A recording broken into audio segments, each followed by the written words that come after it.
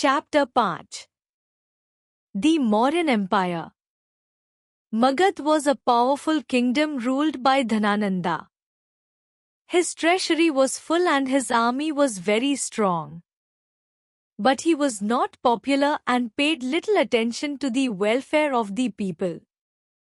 मगध एक शक्तिशाली राज्य था, जिस पर धनानंदा शासन करता था। उसकी ट्रेजरी, खजाना, भरी हुई थी और उसकी आर्मी, सेना, बहुत मजबूत थी। लेकिन वह लोगों के वेलफेयर, कल्याण पर अधिक ध्यान नहीं देता था और इस कारण वह पॉपुलर, लोकप्रिय नहीं था। चाणक्य और Kautilya was Brahman minister of the Nanda court. He managed to gain support and assistance from Chandragupta. Both of them raised an army and attacked Patliputra. Dhanananda was overthrown and killed. The Mauryan dynasty was the first great empire in India. The main sources of information about the Mauryan period are Chanakya या कौटिल्य एक ब्राह्मण minister था जो Nanda court में कार्यरत था। उसने चंद्रगुप्ता से समर्थन और सहायता प्राप्त की। दोनों ने मिलकर एक आर्मी, सेना बनाई और पटलिपुत्र पर हमला किया। धनानंदा को हराया गया और मार दिया गया। इस प्रकार मौर्यन डायनेस्टी भारत का पहला महान साम्राज्य बना। एक इंडिका रिटन बाय मेगास्थीन्स। इंडिका यह पुस्तक मेगास्थीन्स ने लिखी थी। इसमें मौर्यन एम्पायर के समाज, प्रशासन और जीवन शैली का वर्णन मिलता है। 2. अर्थशास्त्र रिटन बाय कौटिल्य। अर्थशास्त्र इसे कौटिल्य, चाणक्य ने लिखा था। यह पॉलिटिकल साइंस, राजनीति शास्त्र और एडमिनिस्ट्रेशन, शासन व्यवस्था पर आधारित है। 3. Rock addicts of Ashoka. Rock addicts of Ashoka Ashoka के रॉक एडिक्ट्स, शिलालेखों से हमें उसके धम्मा, शासन और नीतियों की जानकारी मिलती है। 4. Coins of the Mauryan period. Coins of the Mauryan period Mauryan empire के कॉइन्स, सिक्के उस समय की इकोनॉमिक सिस्टम, आर्थिक व्यवस्था और व्यापार के बारे में बताते हैं। Rise of the Mauryan empire. Chandragupta made himself the master of whole Punjab. He became the first ruler of the Mauryan dynasty. His accession to the throne of Magad took place in 324 BC. Chandragupta ने पूरे पंजाब पर अधिकार कर लिया और Mauryan dynasty का पहला शासक बना। उसने मगध के सिंहासन पर 324 BC में अधिकार किया। He then fought Seleucus Nicator, the satrap left behind by Alexander of Macedonia, before his return to Greece and inflicted a crushing defeat on him. Seleucus was forced to surrender. Seleucus gave his daughter in marriage to Chandragupta. As a gesture of goodwill, Chandragupta presented 500 elephants to Seleucus. इसके बाद उसने Seleucus Nicator, जो Alexander of Macedonia द्वारा India में छोड़ा गया था, से युद्ध किया और उसे करारी हार दी। सेल्यूकस को सरेंडर, समर्पण करने के लिए मजबूर होना पड़ा। सेल्यूकस ने अपनी बेटी का विवाह चंद्रगुप्ता से कर दिया। चंद्रगुप्ता ने सेल्यूकस को गुडविल जेस्चर, सद्भावना के प्रतीक के रूप में 500 एलिफेंट्स, 500 हाथी भेंट किए। Chandragupta allowed Greek ambassador named Megasthenes to stay in his court at Patliputra. This was the person who wrote the Indica. Chandragupta ने ग्रीक एम्बेसडर मेगास्थीन्स को पटलिपुत्र में अपने दरबार में रहने की अनुमति दी। मेगास्थीन्स ने ही इंडिका नामक पुस्तक लिखी थी। Bindusara. After 25 years, Chandragupta embraced Jainism and gave his throne to his son, Bindusara.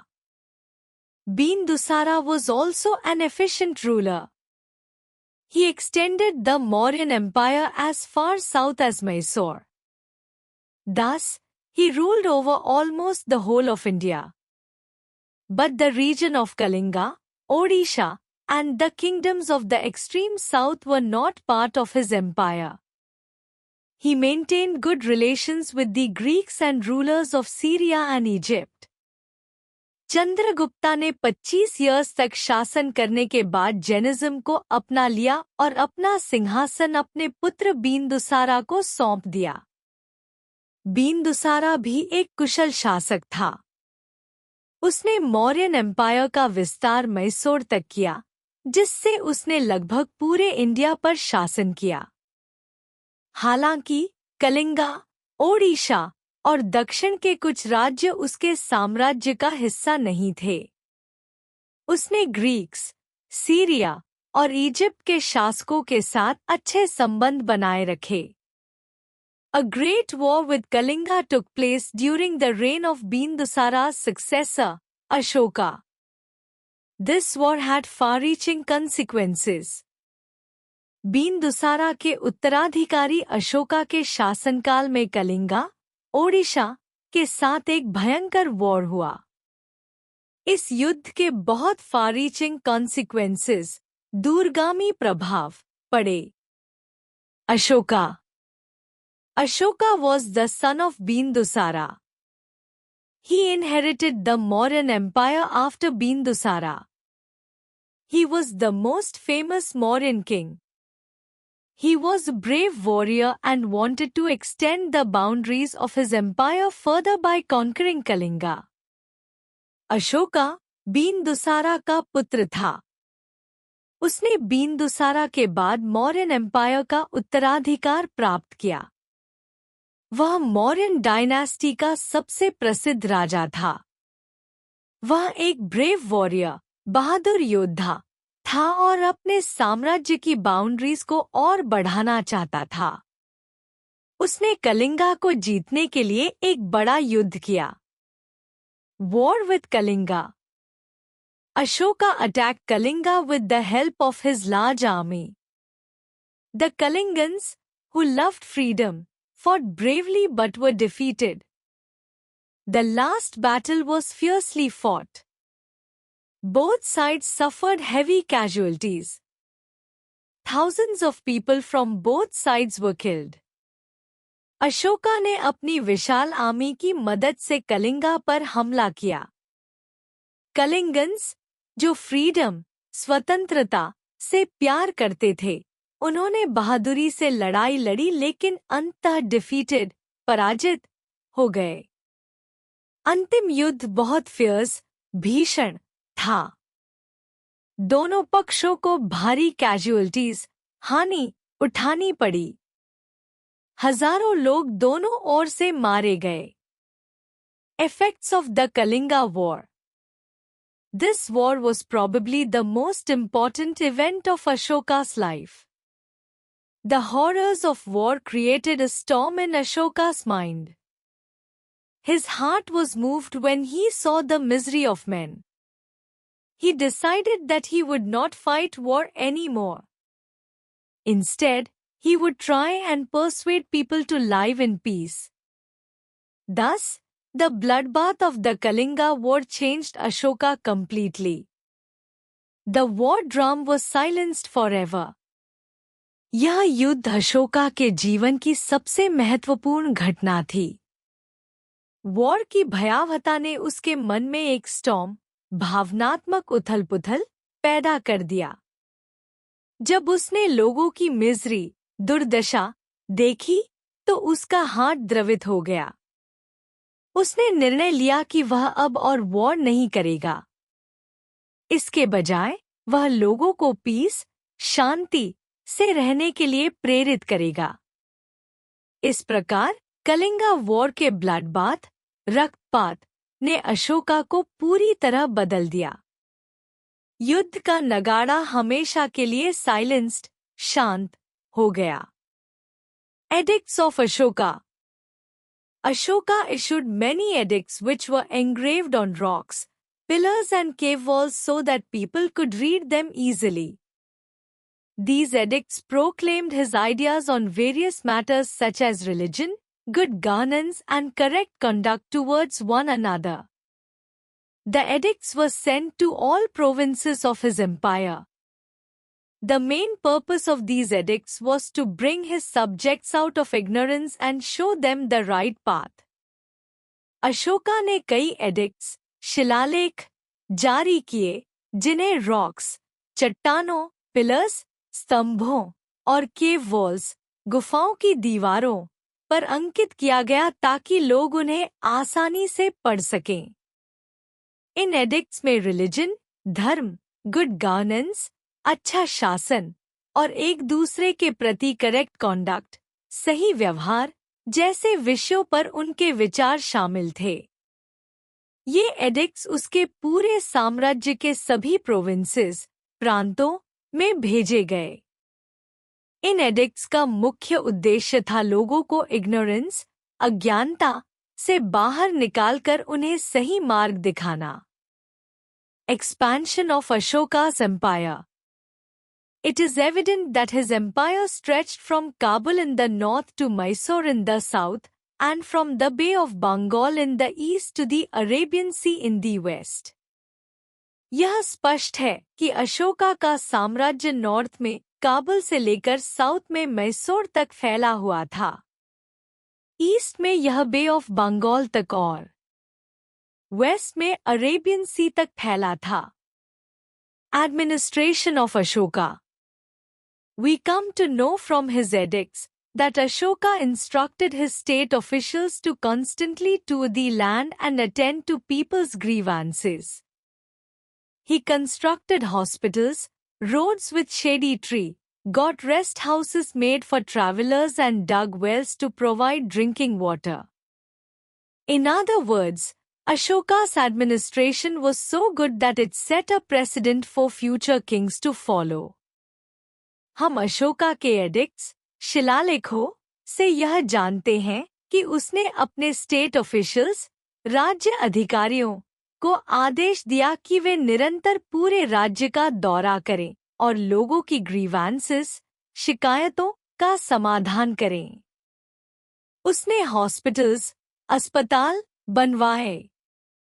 Shady trees, छायादार पेड़ों के साथ रोड्स, सड़कें बनवाई। ट्रैवलर्स, यात्रियों के लिए रेस्ट हाउसेस, विश्राम गृह बनवाए। पीने के पानी के लिए वेल्स, कुएं खुदवाए। दूसरे शब्दों में, अशोका का प्रशासन इतना गुड, अच्छा था कि यह भविष्य के राजाओं के लिए प्रेसिडेंट, एक मिसाल बन गया। अशोका's धम्मा.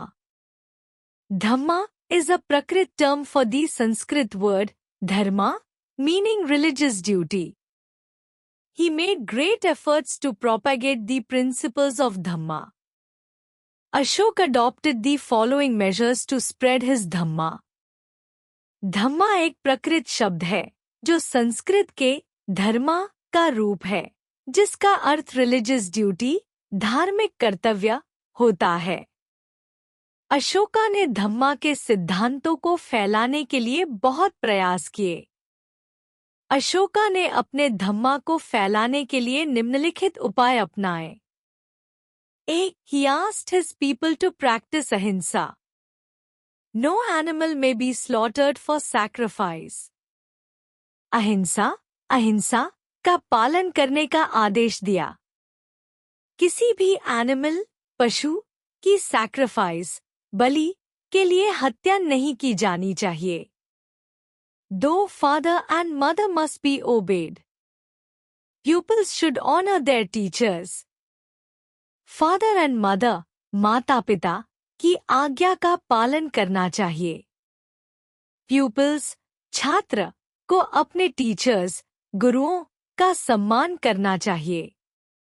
3. Masters should treat their slaves and servants with kindness. Masters, मालिकों को अपने slaves, गुलामों और सर्वेंट्स नौकरों के साथ काइंडनेस दयालुता से व्यवहार करना चाहिए। 4 People should be tolerant toward the religious beliefs of others. They should remember that all religions have the same goal. People, लोगों को एक दूसरे के रिलीजियस बिलीफ्स, धार्मिक विश्वासों के प्रति टॉलरेंट, सहिष्णु होना चाहिए। उन्हें यह याद रखना चाहिए कि सभी रिलीजन्स, धर्म का सेम गोल, एक ही लक्ष्य होता है। 5. People perform many ceremonies on the occasion of childbirth or wedding in all directions. All these ceremonies are worthless. They should spread Dhamma. That is the best ceremony and the best gift. Childbirth, जन्म या wedding, शादी के अवसर पर लोग कई तरह के सेरेमनीज, अनुष्ठान करते हैं जो वर्थलेस, व्यर्थ हैं। इसके बजाय उन्हें धम्मा फैलाना चाहिए, क्योंकि यही सबसे अच्छा सेरेमनी, अनुष्ठान और सबसे अच्छा गिफ्ट, उपहार है। Ashoka's character. We learn much about Ashoka's character from his edicts. He loved animals and humans alike. He restricted the slaughtering of animals in his kingdom and made hospitals that cared for sick animals. He worked for the welfare of his people. He wrote in the Kalinga Edict, "All men are my children, and just as I desire for my children that they should obtain welfare and happiness both in this world and the next, the same do I desire for all men."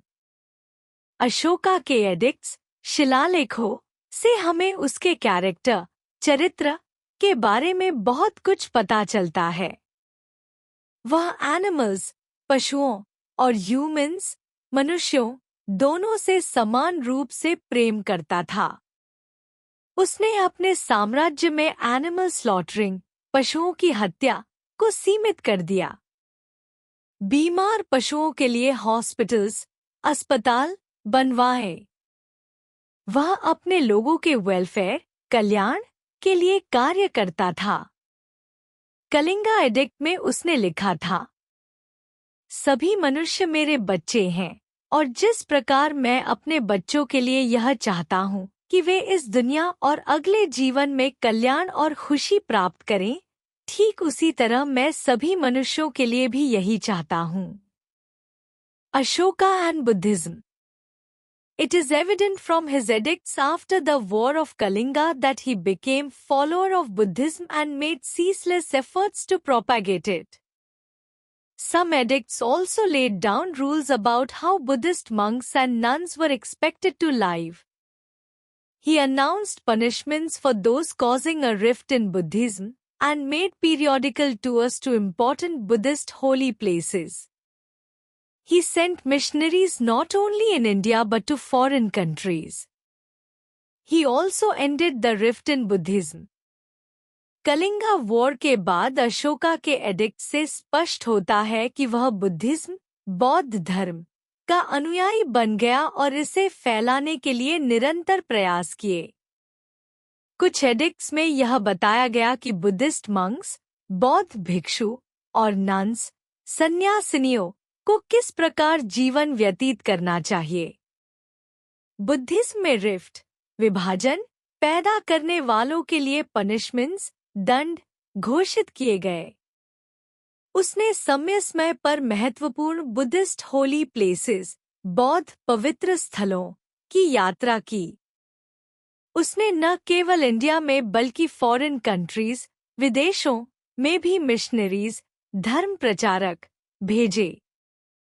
उसने Buddhism में विभाजन समाप्त किया। Ashoka's message to his subjects. Ashoka always made all his possible efforts that people of different groups should coexist in peace and tolerate each other's differences. Through the Bara-eth Rock Edict, he notified all religions should flourish. Spiritual strength should increase. This is done in many ways. The root lies in controlling one's speech. So avoid praising one's own religion and speaking ill of the religion of another. Persons of other religions should be honored and respected. The one who reveres one's own religion and disparages that of another does injure one's own religion most cretinely. Ashoka ने हमेशा यह सुनिश्चित करने का प्रयास किया कि विभिन्न समुदायों के लोग पीसफुली कोएग्जिस्ट, शांतिपूर्वक साथ रहें और एक दूसरे के डिफरेंसेस, अंतर को टॉलरेट करें। 12th रॉक एडिक्ट में उसने घोषित किया, सभी रिलीजन्स को फलने फूलने दिया जाना चाहिए। स्पिरिचुअल स्ट्रेंथ, आध्यात्मिक शक्ति को बढ़ाया जाना चाहिए। यह कई तरीकों से किया जा सकता है। इसका रूट, मूल, अपने स्पीच, बोलचाल पर नियंत्रण रखने में है। इसलिए अपने रिलीजन, धर्म की प्रेस, प्रशंसा करना और दूसरों के धर्म की निंदा करना बंद करें। अन्य रिलीजन्स के लोगों का ऑनर, सम्मान और रिस्पेक्ट, आदर किया जाना चाहिए। जो व्यक्ति केवल अपने धर्म को पूजनीय मानता है और दूसरों के धर्म को डिस्पैरेज, निंदनीय समझता है, वह वास्तव में अपने ही धर्म को सबसे अधिक नुकसान पहुंचाता है। Ashoka and the spread of Buddhism. The name of Ashoka is popular not only in Indian history but throughout the world. Buddhism became one of the most popular religions in the world. Ashoka का नाम न केवल Indian history में प्रसिद्ध है बल्कि पूरी दुनिया में जाना जाता है। बुद्धिज्म, बौद्ध धर्म, दुनिया के सबसे लोकप्रिय रिलीजन्स में से एक बन गया।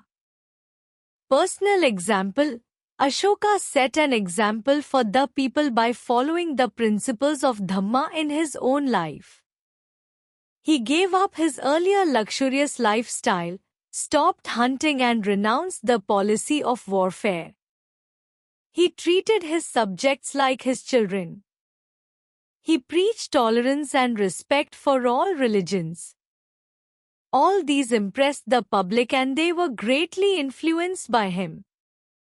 अशोका ने लोगों के सामने एक एग्जाम्पल रखा और धम्मा के सिद्धांतों का अपने जीवन में पालन किया। उसने अपना लग्जरियस लाइफस्टाइल, शाही जीवन शैली त्याग दिया। उसने हंटिंग, शिकार करना बंद कर दिया और वॉरफेयर पॉलिसी, युद्ध नीति का त्याग किया। वह अपनी सब्जेक्ट्स, प्रजा के साथ अपने चिल्ड्रन, बच्चों जैसा व्यवहार करता था। उसने टॉलरेंस, सहिष्णुता और सभी रिलीजन्स, धर्मों के प्रति रिस्पेक्ट, आदर का संदेश दिया। इन सभी बातों ने जनता को बहुत प्रभावित किया और वे अशोका के विचारों से प्रेरित हुए। Pilgrimages for the propagation of dhamma, Ashoka embarked on tours. He periodically toured all the important places related to Buddhism. धम्मा के प्रचार के लिए अशोका ने टूर्स, यात्राएं की। उसने समय समय पर important places related to Buddhism, बौद्ध धर्म से जुड़े महत्वपूर्ण स्थलों की पिलग्रिमेजेस, तीर्थ यात्राएं की। इन यात्राओं का उद्देश्य धम्मा का प्रसार करना और लोगों को इसके सिद्धांतों से अवगत कराना था।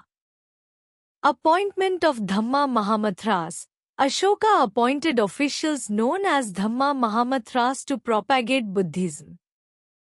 They persuaded people to live their lives according to the principles of Buddhism. Ashoka ने धम्मा महामथरास नामक अधिकारियों की नियुक्ति की जिनका कार्य बुद्धिज्म, बौद्ध धर्म का प्रचार करना था। ये अधिकारी लोगों को बुद्धिज्म के सिद्धांतों के अनुसार जीवन जीने के लिए प्रेरित करते थे। उन्होंने धम्मा के महत्व को समझाया और समाज में नैतिक मूल्यों को बढ़ावा दिया। Foreign missions to propagate Buddhism, Ashoka also sent missionaries to countries like Nepal, Sri Lanka, Burma, Syria and Egypt. He sent his daughter Sanghamitra and son Mahendra to spread Buddhism in Sri Lanka. Thus, Buddhism spread far and wide. Buddhism के प्रचार के लिए अशोका ने missionaries, धर्म प्रचारक Nepal, Sri Lanka, Burma, Syria और Egypt जैसे देशों में भेजे। उसने अपनी डॉटर संघमित्र और सन महेंद्र को श्रीलंका में बुद्धिज्म फैलाने के लिए भेजा। इस प्रकार बुद्धिज्म दूर दूर तक फैला और एक ग्लोबल रिलीजन बन गया। Mauryan administration. Mauryan rulers were good administrators. They took several steps for the welfare of their subjects. The salient features of their administration were: Mauryan rulers अच्छे administrators, प्रशासक थे। उन्होंने अपनी subjects, प्रजा के welfare, कल्याण के लिए कई कदम उठाए। उनके एडमिनिस्ट्रेशन की प्रमुख विशेषताएं निम्नलिखित थी। Central government king and his ministers. The king was the head of the government. He ruled from the capital city of Pataliputra, modern Patna. There was a council of ministers, mantri parishad, to help and advise him. Besides these, the king appointed a number of officers who carried out his orders. King, राजा, सरकार का head, प्रधान था। वह पटलिपुत्र, आधुनिक पटना, से शासन करता था। Council of ministers, mantri परिषद, जिसे मंत्री परिषद कहा जाता था, राजा की सहायता और सलाह देने के लिए नियुक्त की गई थी। राजा ने कई अन्य ऑफिसर्स, अधिकारियों को भी नियुक्त किया जो उसके आदेशों को लागू करते थे। Provincial administration. The empire was divided into 4 big provinces. Each province was ruled by a viceroy who was directly under the king. The provinces were further divided into districts ruled by pradesikas. There were several officers who looked after the administration in the districts. Some collected taxes and worked as judges. Towns were under officials called Nagakas. Mauryan Empire को 4 बड़े प्रांतों में विभाजित किया गया था। प्रत्येक प्रांत का शासन एक वाइसरॉय, राज्यपाल, के अधीन था, जो सीधे किंग के नियंत्रण में था। प्रत्येक प्रांत को और छोटे डिस्ट्रिक्ट्स, जिलों, में विभाजित किया गया था, जिनका प्रशासन प्रेदेसिकास द्वारा किया जाता था। विभिन्न अधिकारी जिलों के एडमिनिस्ट्रेशन की देखरेख करते थे। कुछ टैक्सेस, कर, एकत्र करने का कार्य करते थे। कुछ जजेस, न्यायाधीश, के रूप में कार्य करते थे। टाउन्स, नगरों, का प्रशासन नागाकास नामक अधिकारियों के अधीन था। Village administration. The panchayats commanded over the village administration.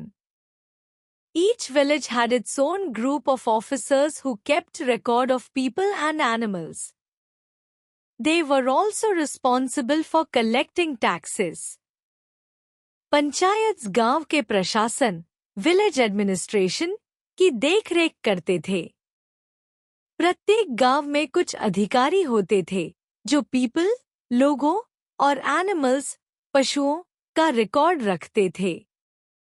ये अधिकारी टैक्सेस, कर, एकत्र करने के भी जिम्मेदार थे। City of पटलिपुत्र।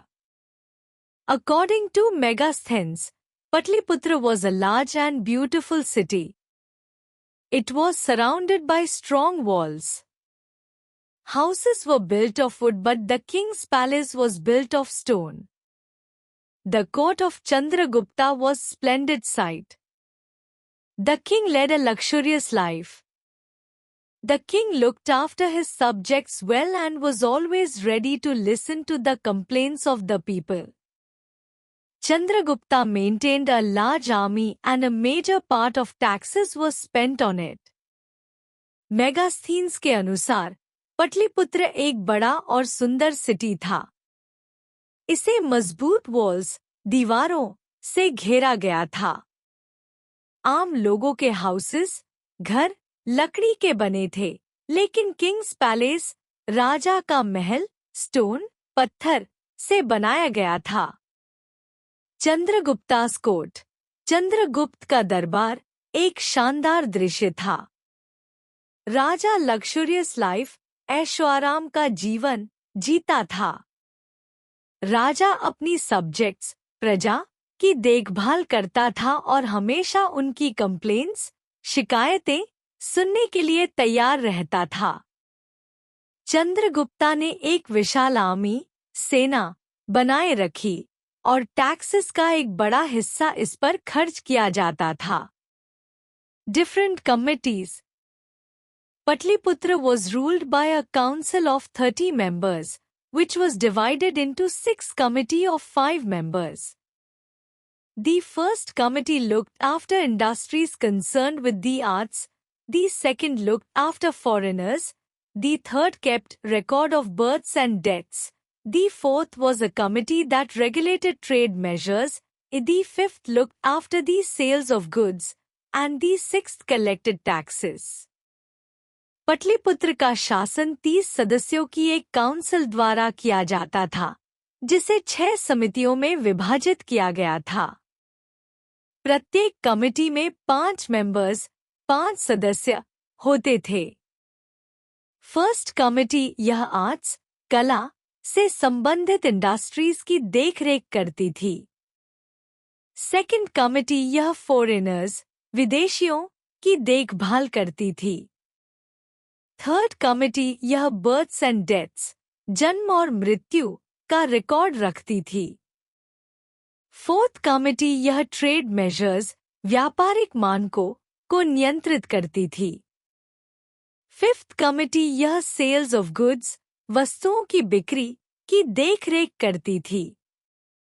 सिक्स्थ कमेटी यह टैक्सेस, कर एकत्र करने का कार्य करती थी। Society. As mentioned in the Arthashastra, society was divided into 4 varnas.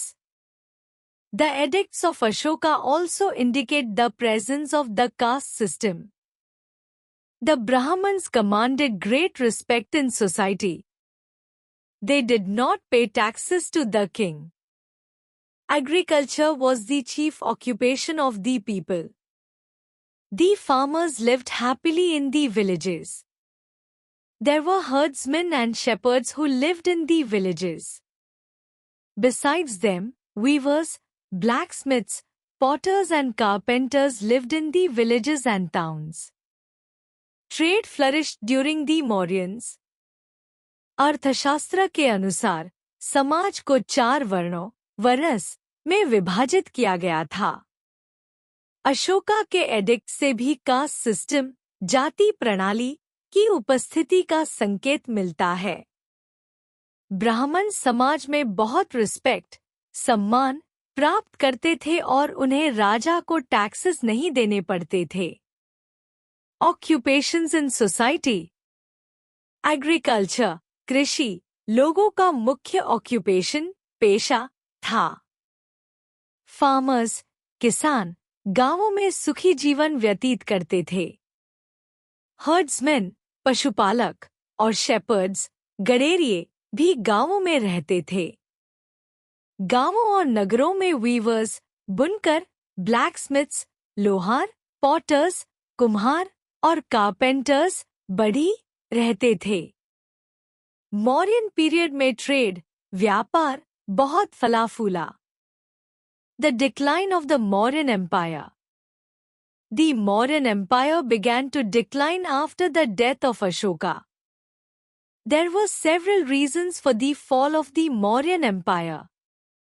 Ashoka की मृत्यु के बाद मौर्यन एम्पायर का पतन शुरू हो गया। इसके कई कारण थे। 1. The successors of Ashoka were weak. Weak successors Ashoka के बाद उसके उत्तराधिकारी वीक, कमजोर थे।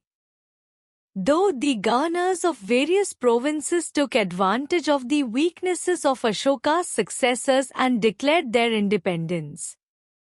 Provincial independence विभिन्न provinces, प्रांतों के गवर्नर्स, राज्यपालों ने अशोका सक्सेसर्स की कमजोरी का फायदा उठाकर अपनी इंडिपेंडेंस, स्वतंत्रता घोषित कर दी। 3. The various regions of the empire were cut off from one another by great distances. Great distances साम्राज्य के विभिन्न क्षेत्र great distances, लंबी दूरी के कारण एक दूसरे से कट गए थे। 4. The later Mauryan kings could not collect enough taxes to maintain a large army. Tax collection problem बाद के मौर्यन किंग्स पर्याप्त टैक्सेस कर एकत्रित नहीं कर सके, जिससे वे एक लार्ज आर्मी, बड़ी सेना बनाए रखने में असमर्थ हो गए। Ashoka died around 232 BC. His successors were not able rulers. The provinces started breaking away. Brihadratha was the last ruler of the Mauryan dynasty. He was killed by Pushyamitra Sunga, the commander-in-chief of his guard, who then took over the throne and established the Sunga dynasty. Ashoka की मृत्यु 232 BC के आसपास हुई। उसके उत्तराधिकारी able rulers, सक्षम शासक नहीं थे, जिससे प्रोविंसेस, प्रांत अलग होने लगे। बृहद्रथा मौर्यन डायनेस्टी का अंतिम शासक था। उसे उसके ही commander in chief Pushyamitra Sunga ने मार दिया। पुष्यमित्र सुंगा ने सिंहासन पर कब्जा कर सुंगा डायनेस्टी, शुंग वंश की स्थापना की।